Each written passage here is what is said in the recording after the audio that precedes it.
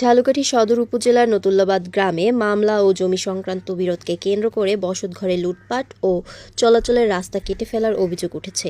শুক্রবার সকাল 8:30টার দিকে এ ঘটনা ঘটে বলে দাবি ভুক্তভোগীদের।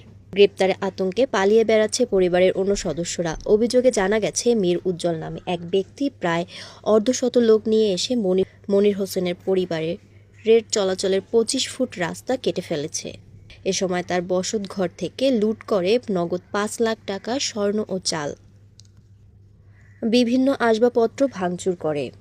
মনির হোসেনের বোন জামাতা মীর গফ্ফরের সাথে দীর্ঘদিন ধরে জমি নিয়ে বিরোধ রয়েছে। মীর গফ্ফরের ছেলে সেনাবাহিনীতে কর্মরত থাকায় তার প্রভাব খাটিয়ে বিভিন্ন রকমের অনিয়ম করেছে বলে অভিযোগ।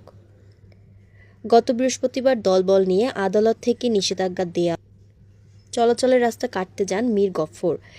এ সময় বাধা দিলে মনির হোসেনের পরিবারের সদস্য জাহানারা বেগম, রুলিয়া বেগম ও মনিকা বেগমকে পিটিয়ে আহত করে।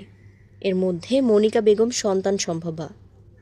আহতদের ঝালকাঠি সদর হাসপাতালে চিকিৎসা করাতে আসলে মীর গফ্ফর তার নিজের মাথায় আঘাত করে মনির হোসেন ও তার শ্বশুর হাবিবুর রহমান হাওলাদার, শ্যালক রিপন হাওলাদারকে পুলিশ দিয়ে ধরিয়ে নিয়ে থানা হেফাজতে রাখে। রাতে এদের সহ অজ্ঞাতদের বিরুদ্ধে মামলা দেওয়া হয়। এই সুযোগে সকালে মনির হোসেন এর বসতঘরের মালামাল লুট ও তাদের চলাচলের রাস্তা কেটে ফেলা হয়। মামলায় গ্রেপ্তারের আতঙ্কে পালিয়ে বেড়াচ্ছে পরিবারের অন্যরা।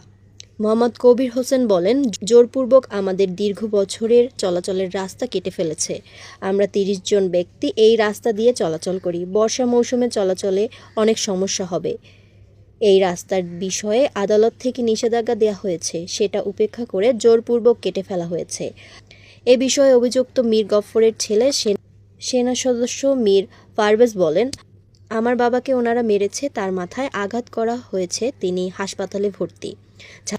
ঝালকাঠি সদর থানার ওসি মোহাম্মদ মাহমুদ হাসান বলেন, আটক 3 জনের বিরুদ্ধে মামলা হয়েছে, তাদের জেল হেফাজতে প্রেরণ করা হয়েছে। চলের পথ কেটে ফেলার বিষয়টি আমরা শুনেছি। পুলিশ ঘটনাস্থলে পরিদর্শন করে এ ব্যাপারে আইনগত ব্যবস্থা নেওয়া হবে।